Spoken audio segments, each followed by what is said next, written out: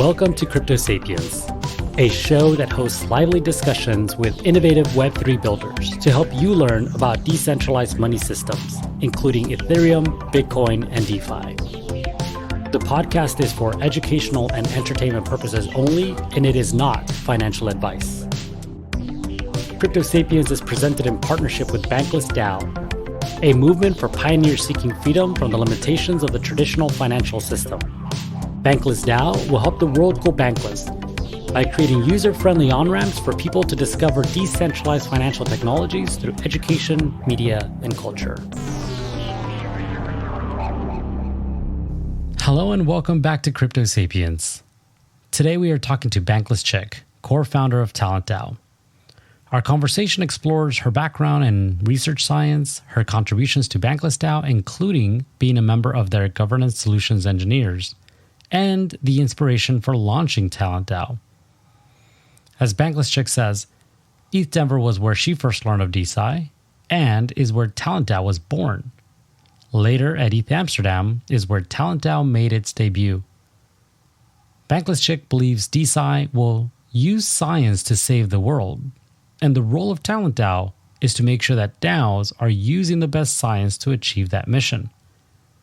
Finally, we tackle some of the diversity and inclusion issues plaguing the science community and present opportunities for DAOs to evaluate these issues to keep from repeating them. There's lots to unpack in this podcast, so without further ado, let's get started. So I joined Bankless, I think in June of last year, so very early. And at the time I was working in the Analytics Guild, Research Guild, and Writers Guild, sort of just doing a lot of content creation and data analysis on Discord data for the Bankless DAO. So, during that time, just had the opportunity to get a lot of insights on how communities operate and communicate and coordinate. And I just found it very interesting. And I saw just a really huge opportunity for just more DAO research to be done in the wider ecosystem in general. And I think there's a lot of people interested in DAO research and DAO governance work.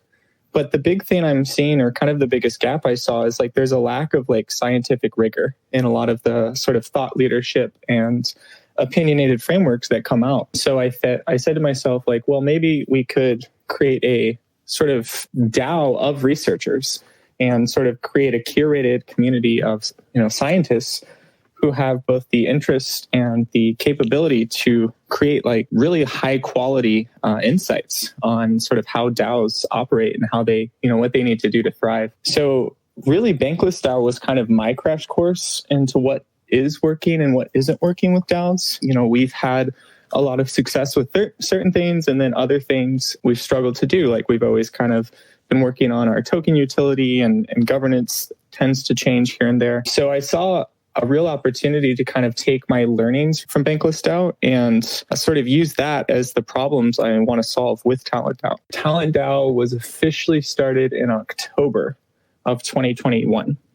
And since then, I've kind of had a foot in the door in Bankless DAO still, a bit of a different capacity. So as you may know, I'm one of the governance solution engineers, which is basically kind of a appointed group to do strategic work for the DAO related to org design and governance and our priorities. So, I don't have as good of eyes on the ground in some of the guilds that I used to, but it's been really nice to be able to sort of test different assumptions and experiments at TalentDAO and then take those insights back to the GSCs and see what we could do at the to influence and implement new pilot ideas at Bankless DAO. So I guess that journey was super organic, and it was really just a natural extension of the things I was interested in, and quickly realized that the things I was doing at Bankless DAO could be a DAO in and of itself. So I wanted to test that assumption, and so far it seems to have been a good intuition. And I think TalentDAO's had a lot of really great organic growth. Yeah, thank you. I think that was a wonderful introduction to your journey there, but also to TalentDAO in the space of DeSci. There's a lot here that I want to touch on and I want to unpack. One of the things that I do want to, ask that may lead us into a lot of interesting conversations here and maybe even touch on some of what you've already been sharing here. But, the space of DeSci a decentralized science. That's not something that was necessarily part of our jargon language a year ago. But it just feels like it's emergent, it's growing, there's a demand for it. Obviously, TalentDAO is focused in the space of DeSci research primarily. What does it mean that DeSci has been, kind of growing at the pace that it has, and that I think, and this is obviously just my opinion, but the projects that have been coming out in the space of DeSci seem really robust, and they're really good ideas that are finding communities that support them. Yeah, it's really interesting. I always joke that I was working in DeSci before I knew DeSci was a thing. So I had actually never heard of DeSci, the concept, until ETHDenver. So earlier, I guess in February of this year, was the first time I had ever heard of it, and had the opportunity to connect with a few different DAOs and different companies working in the space. And up until then, it was a really disparate community. I have to give a shout out to the Smart Contract Research Forum, commonly referred to as SCURF. They really did a great job at ETHDenver, sort of bringing us all together and really kind of, lighting the spark for what would start to form a creative or a cohesive ecosystem. And it was really neat being able to meet people. And I always compare it to kind of like the first time all the Avengers meet, where it's kind of like, oh, there's other superheroes. I didn't know you were doing this too. And it was an exciting time. It gave me the same vibes as sort of early Bankless days when we had just launched and we were all just kind of running on a high and just felt like really uplifted. Prior to ETHDenver, I did not actually know anything about DeSci, but I can share some perspective from what I have learned, kind of just doing a little history.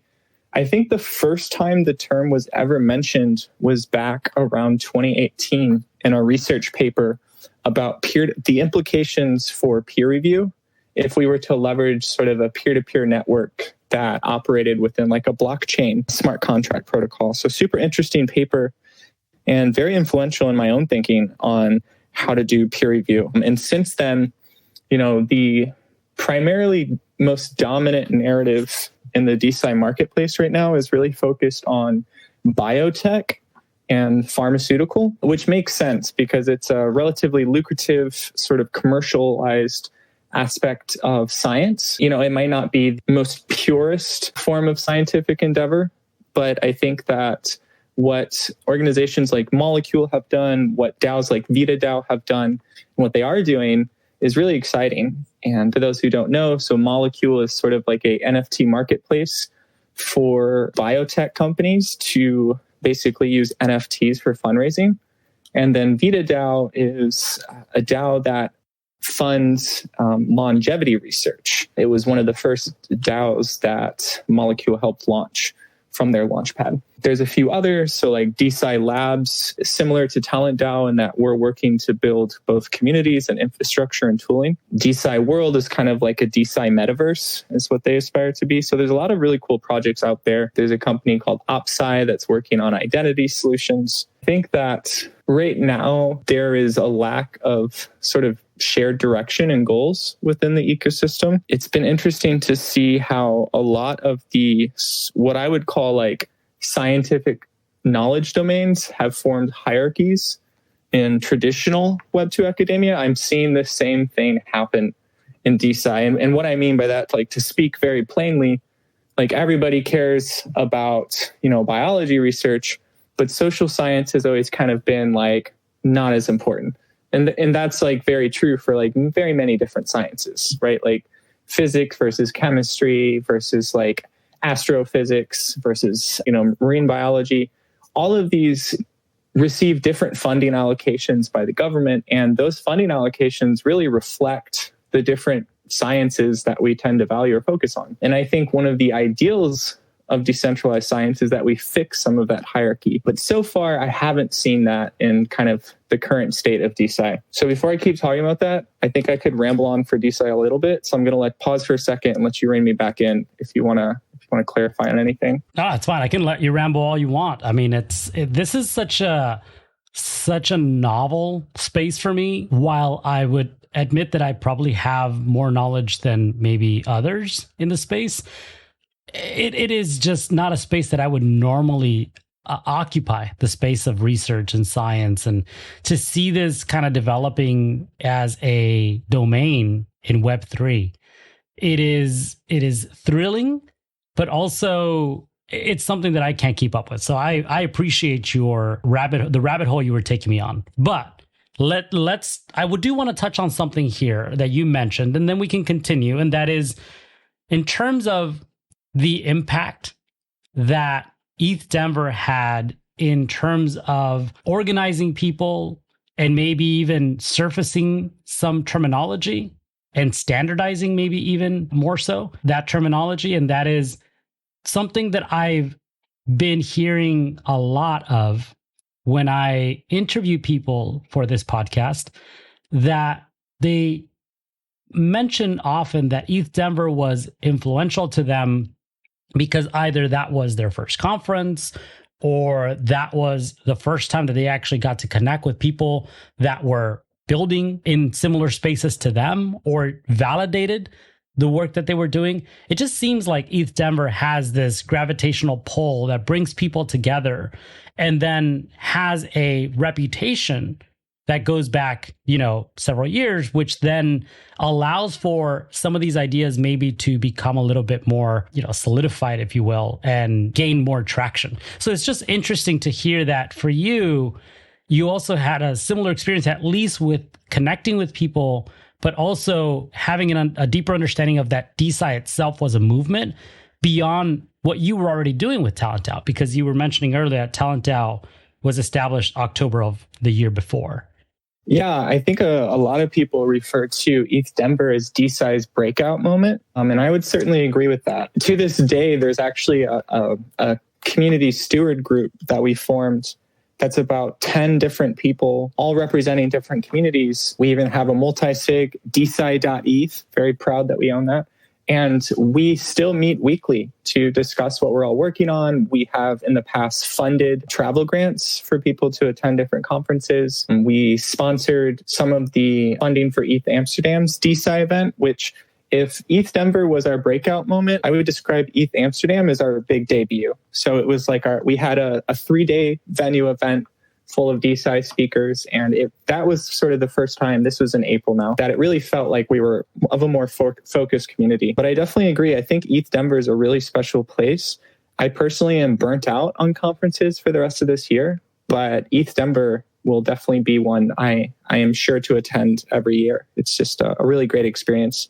Yeah, I agree with you in terms of the conferences. They do tend to take up a lot of energy, as much as you can gain from them, especially because there's a lot of travel involved. For most of us, we're not next door to where a lot of these events are happening. I would recommend checking out MCon. That's coming up. It's around the corner. It's in September. It's in Denver. A lot of the same folks that gravitate to ETHDenver go to MCon. That's also in Denver. So just if you were interested in maybe one more, with similar vibes in terms of builders, in terms of the types of conversations that are hosted there.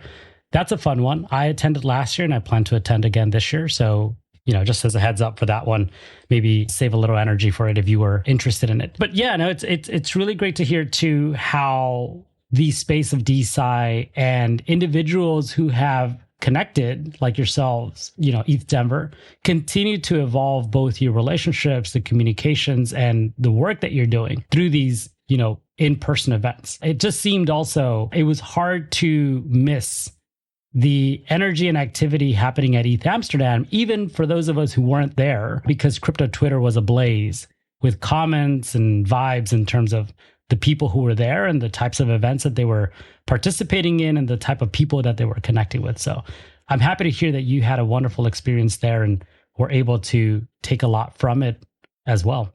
Yeah, it was a good time. And I have to admit, you're making a liar out of me a little bit. So I did apply to MCon. That is the last official conference. If I do get accepted to go, that'll be the last one I do for this year. But I agree, it looks really cool. I think it's Metacartels hosting it. Looks like Cabin DAO is involved. I actually just got back from Dane and Austin at the Creative Commons. They have Cabin DAO has this little cabin out in just about 40 minutes outside of Austin. And we rented it for this retreat, and a handful of DAO contributors from the DeSci space, we all showed up and co-worked for a week together. But all this to say, it looks like a really good group is putting that conference on. I second that as well. Having been there last year, which apparently was our first one, it didn't feel like it because it was so well organized.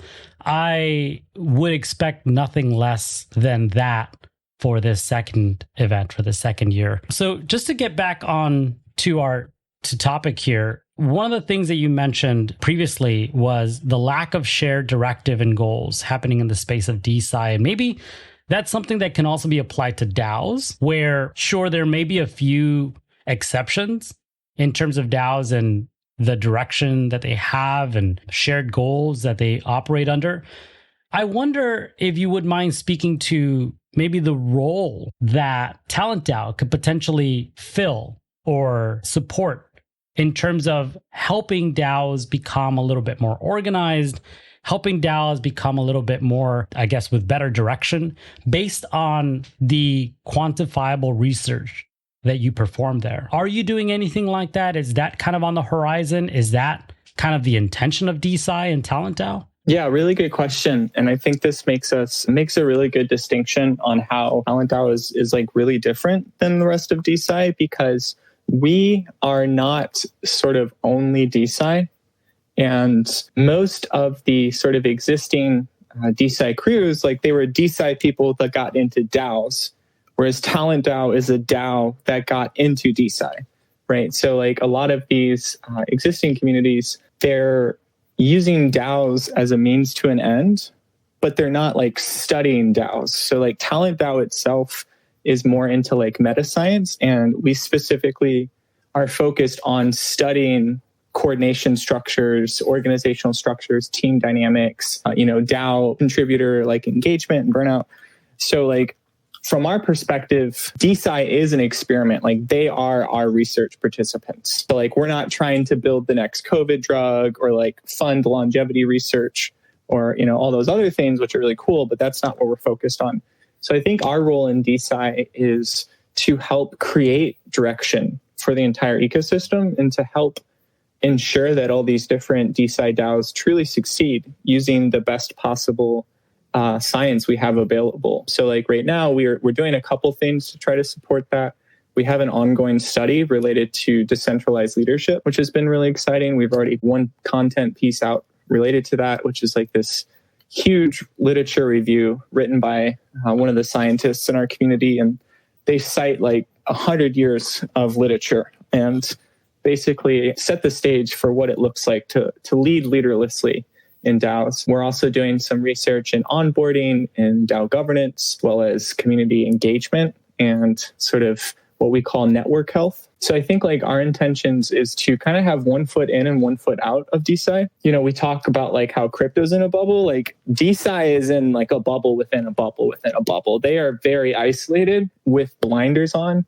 And many of the people in that space have zero experience with DAOs. So like it's a very different demographic, right? Like the DeFi people give off very different vibes, very different competencies, very different backgrounds than a lot of the people that end up in DeSci. And that's okay. But I think the biggest existential threat for DeSci right now is relying on traditional ways of organizing and coordinating and not truly fully leveraging the power of DAOs and sort of like blockchain native coordination tools and governance tools. So I think if DeSci's job is to use science to save the world, TalentDAO's job is to use, make sure that DAOs built into the DeSci ecosystem are using the best science to achieve their mission.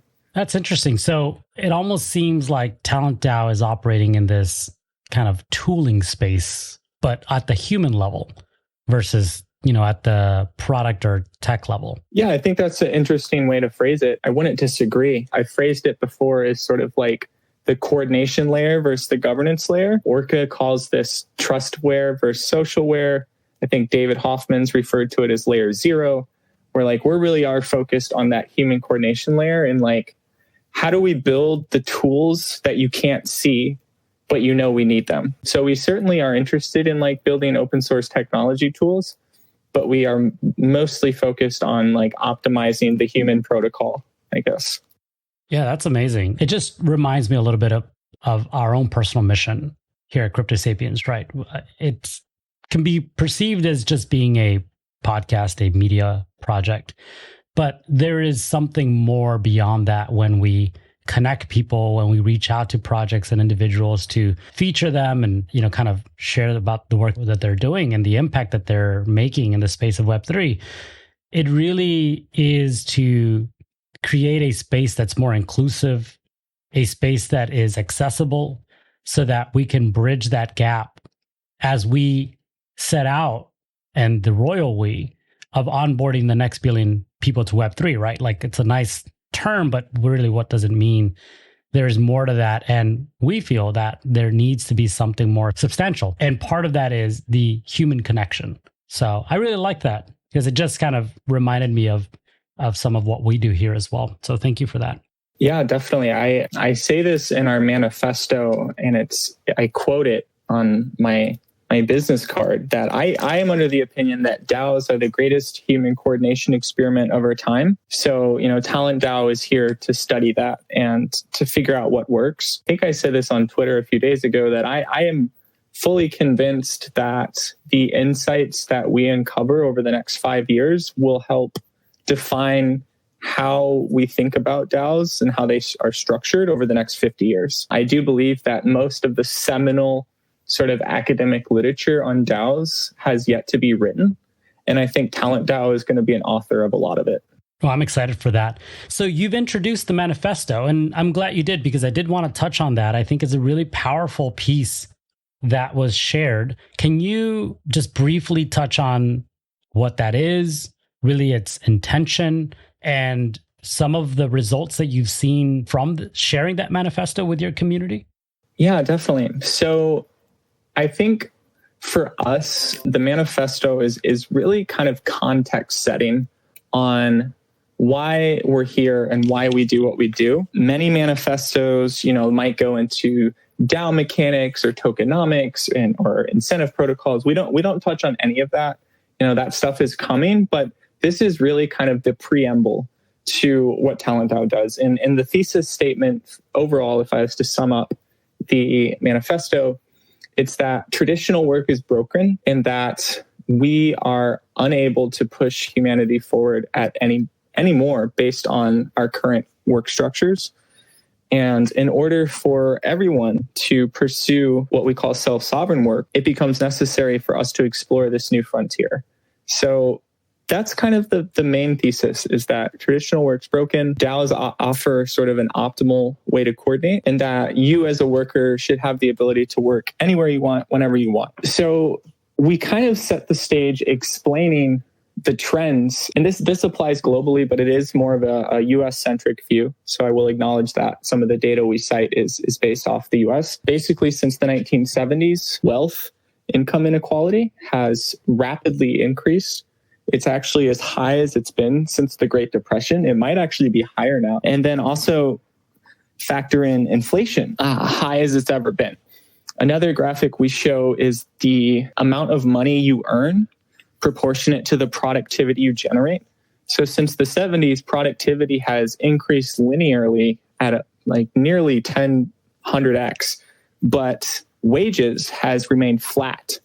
So, we make the argument that while your value and productivity has continued to increase, the value generated to you hasn't. And at the same time, wealth inequality is increasing. So your value is being extracted from others. And that's why we have this thesis that traditional work has failed us, and that really there is no opportunity for individuals to be autonomous anymore. So that kind of defines, from the societal sort of macroeconomic perspective, why DAOs have emerged. And then the rest of the manifesto discusses more specifically the promise of DAOs and why we think they are very promising, but they haven't really quite hit the mark. There's a lot of work to do. And then we kind of close out with the only way to ensure DAOs succeed is to create a new focused scientific field that is solely focused on studying DAOs. It's interesting for us because getting into DeSci is sort of a means to an end, in that the only way that we think you can successfully study DAOs is if you are a DAO and you sort of are working through these problems yourself, and you have to create an entire new research publication system that is community owned, that's fully transparent, that's on chain and open source. So that's kind of like what TalentDAO does to exist. We have this thesis that traditional work's broken, DAOs are very promising, but there's a lot of work to go. So we have to do good research. And because this is a new field, we need a new type of research. So we're focused right now on building sort of this peer-reviewed journal called the Journal of Decentralized Work and publishing our findings about DAOs in the process. Yeah, you kind of touched on something that I wanted to, talk to you about, and that was, does good research help us create better communities? And I think you kind of were sharing, I think in your current statement, that if we organize, around, DAOs and, like what TalentDAO has done, and we work together to do good research, we can build better systems. We can build more thriving communities. And I think that can be applied to DAOs as well. I know one thing that you mentioned being interested in discussing as well, so I think now is as good a time as ever to talk about, is building inclusive communities in science. So let's maybe use that as a segue in terms of how DeSci has grown from, its genesis, and how we can build more inclusive communities just generally, and also in the space of science. Yeah, that's a really good question, and certainly a topic I'm very passionate about personally. So I think like at a high level, science in general is not well represented. Most scientists are male, primarily Caucasian, or then I think like maybe like Indian are like the two main demographics that are in STEM. And I saw a graphic on Twitter a couple of days ago that was like something like 2 or 3% of scientists in physics are actually women. So like it's definitely not as diverse of a field that I would like. And so far, DeSci is about the same, which isn't too surprising. I mean, we have diversity and inclusion challenges in sort of wide crypto in general. And I think this is only amplified by sort of that other problem statement I mentioned earlier, in that there's certain science fields that get more attention than others, right? So, and that's understandable. Like curing the implications of curing cancer are going to be far more important than the implications of developing a new survey for like a employee engagement measure, right? They're just different things. But the problem is, most of these communities, I'm not seeing a ton of effort going into making them more inclusive. So I think that there are a few existing groups doing some sort of advocacy work and raising awareness, but the majority of DeSci right now is still primarily young white male founders, which I don't have any issue with that. I would just like to see more representation, and particularly fundraising. I tweeted about this a while ago. This has been a really weird experience for me, because I started TalentDAO prior to my transition. So I had sort of this experience of trying to fundraise and do business being perceived as a male versus now as a trans woman. I find my personal experiences very different, certainly more challenging, certainly more awkward. And I think that, that's like that for a lot of people that are either women or come from some sort of demographic that is historically underrepresented. I think that what we're trying to do with our research is figure out ways that we can enable sort of best practices that create an opportunity for inclusivity to be part of the emergent process. Part of DAOs to me that's so exciting is like a lot of it's self-organized. So like it's like, how do you create opportunities for the type of emergence you want? So like a few things we do at TalentDAO that we talk about is like how we handle onboarding is probably not as large scale or as efficient as it could be, but it's very individualized, it's very personalized, and it's very sensitive to the fact that some people are more shy than others. Some people prefer one-on-one communication. Some people like to chat versus text. Some people like to text versus chat.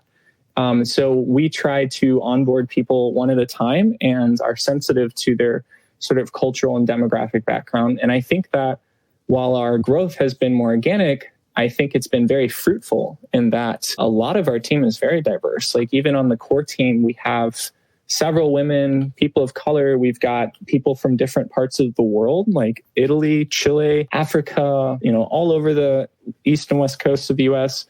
And I think that wouldn't have been possible without us, kind of implementing some of those intentional practices. You've really shared a lot here, and I think there's a lot to go through. Certainly, I think in terms of onboarding and creating better mechanisms to connect with people that come from different backgrounds, that have different levels of engagement or different comfort levels of engagement, I think is important, and certainly a space that is important to me as well. And in terms of scaling organizations to ensure that they remain diverse, right? Having that present and maybe even top of mind as you're developing these mechanisms, I think that that's really interesting. And thirdly, the other thing you touched on was fundraising, both as a perceived white, as a white male, and then someone who is a trans woman. Like, I think that that is interesting. And I want to touch on all of these things. So why don't we just go in order? I think the first thing you touched on was in terms of like fundraising.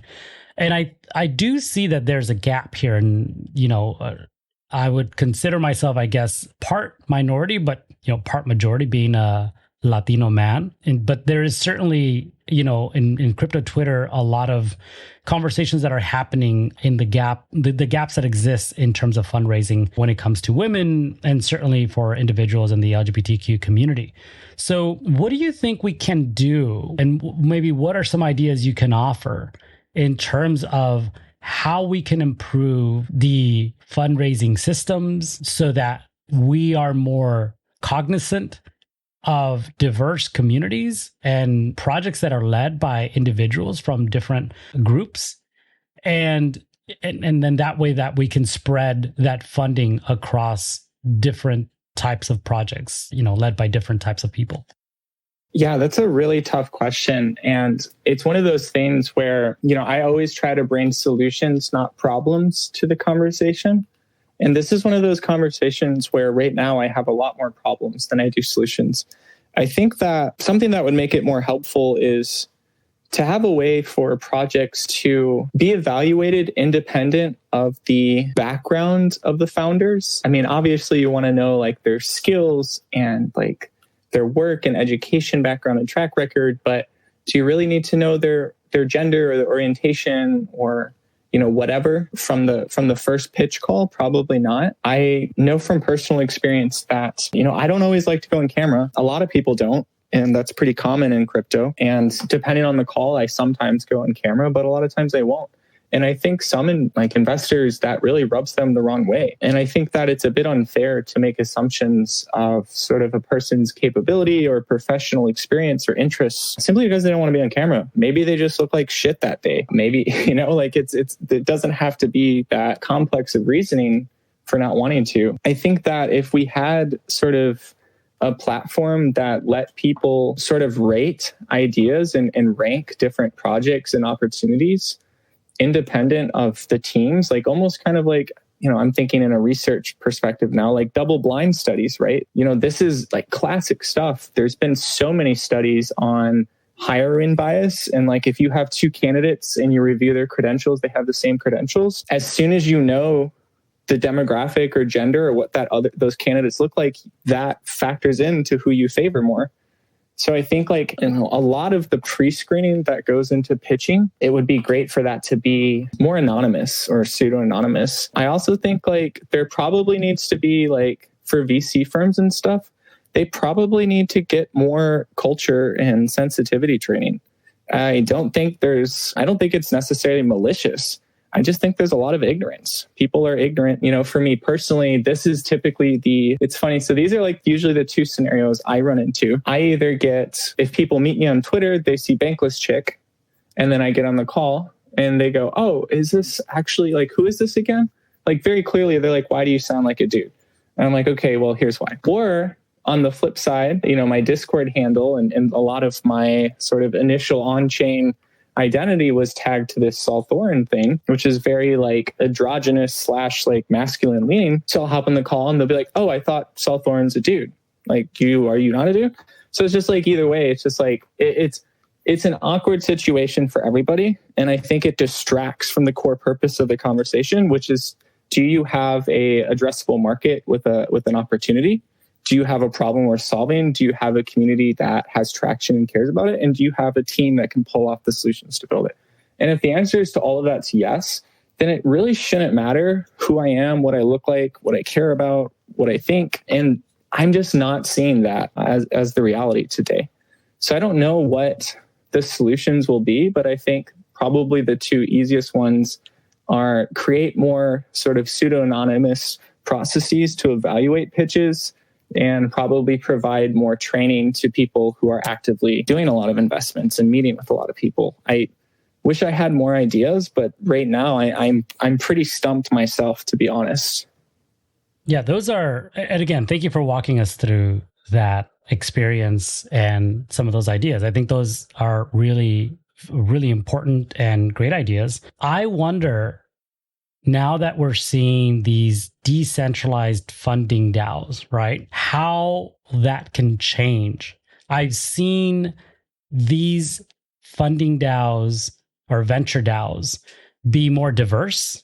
I think that's certainly something that it plays a role, in my opinion, is who is your leadership? Do they occupy, some of these groups as well? Are they members of some of these more underrepresented groups? And if so, they may be more sensitive to recognizing founders from these groups as well. And, in other words, maybe some of these individuals, if you come from a majority group, you don't necessarily see these. They may not even, come up into your periphery for some reason or the other. But having more diverse organizations certainly allows for people from different backgrounds to recognize others from their own communities. And I think that's certainly one way.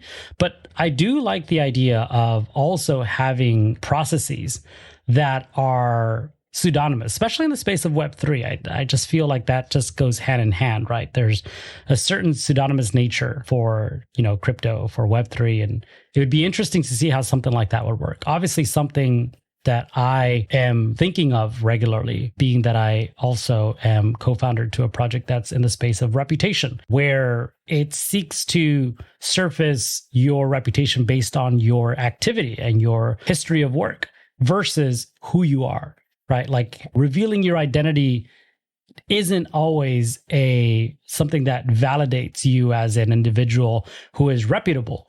It is actually the work that you do. And so how can we build on that? And so I wonder if there's also a level of decentralized trust that can be earned based on your commitment to developing in the space of Web3, the legacy, the body of work that you have based on both your traditional, maybe Web2 work and also the work that you're doing in Web3. So because all of this is emergent, I think that there's a lot of opportunities, and I would be really curious to see how maybe even technology can help bridge some of these issues. Yeah, I definitely think that fundraising mechanisms that DAOs and Web3s provide is a huge opportunity to be more inclusive. I myself personally actually have had a much better experience having the ability to remain pseudo-anonymous and have multiple on-chain identities. I think that's a real benefit to people that historically might get singled out. I always tell people that I came out to people at Bankless DAO before I did publicly, like in the real world. And I did that mainly because I felt comfortable sort of exposing that part of myself under the auspice of, an identity that was kind of inconsequential. Like if it blew up in my face and, hundreds of trans phones attacked me, okay, well, delete Saulthorin and create a new Twitter and move on. So I do think like there's a lot of benefits to pseudo-anonymity. And I think that, having the ability to fundraise, like things like what Cult DAO is doing is just so cool. How they're just kind of truly decentralized investing in public goods, I think is like very promising mechanisms that could hopefully in the future make diversity more equitable. Last time I checked, less than 2% of all VC funding went to women. If I had to guess and dissect that number for trans women, it's probably less than like 0.05%, maybe less than that. So like, yeah, we've got a lot of work to do, but I think that DAOs, on-chain reputation and identity systems presents a huge opportunity to reinvent the world of business for minorities. Yeah, 100%. And, I personally, because we've been in the Bankless DAO, I think almost as long as one another, I have seen your transition. I remember one of those, I think it was DAOversity was an initiative that we were building out within the Bankless DAO, and you were in attendance and you came in and you yourself started to open up to us, and it was beautiful to see. And I did see the transition even in the name Saulthorin to BanklessChick, and how you had both, and at one point you're like, I'm going to forego Saulthorin and it's BanklessChick. So I will recognize that as well and add that to the introduction that BanklessChick is an identity, and one that you are very proud of and seem to go by on Twitter at least. Yeah, it's I have on my profile my pinned tweet. I just explained this. I created this business card, and it doesn't have my real name. All it has is 3 .eth addresses. And each .eth address signifies a different part of sort of my professional life or on-chain Web3 life. I break down like why I chose to keep different names instead of consolidate them all. But BanklessChick is obviously like, I love what Bankless is doing. I'm a big believer. And I've said before, like, I would love to see everybody who wants to be in the TalentDAO server completely Bankless by 2030. So that's like a personal goal of mine. So I purposefully have this username in the Twitter space because I like to rep it publicly. I still use Saulthorin in the Discord though, and I don't see that changing just because it would be like very difficult at this point to like switch thousands of people that know me in that name. I don't really want to have to redo all that reputation. But yeah, I agree. It has been, I remember that call actually, the diversity call. And that was one example of a safe space that I think Bankless created for me. That's amazing. Well, we're reaching the top of the hour here, and I can't believe time has flown by because this has been such an amazing conversation with you. We've covered so much, and I've learned so much more about you that I didn't know before. So yeah, I appreciate you coming on.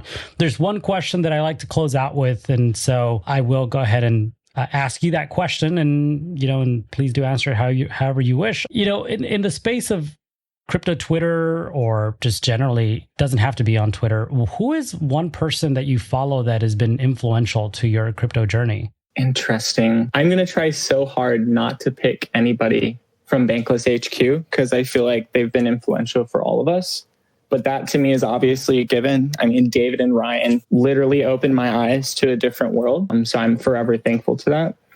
I think outside of that, I really appreciate some of the tweets from Frog Monkey has done some really great stuff that I appreciate. I'm trying to think of another person that there's so many. This is a really hard question. I wish I would have had time to think about this. I would say that certainly the Bankless people, certainly like Bankless OGs in general. Josh Rosenthal, actually, I really like a lot of the stuff he says. Like he's very philosophical in his content, and I appreciate that. I would say like that is a high level answer.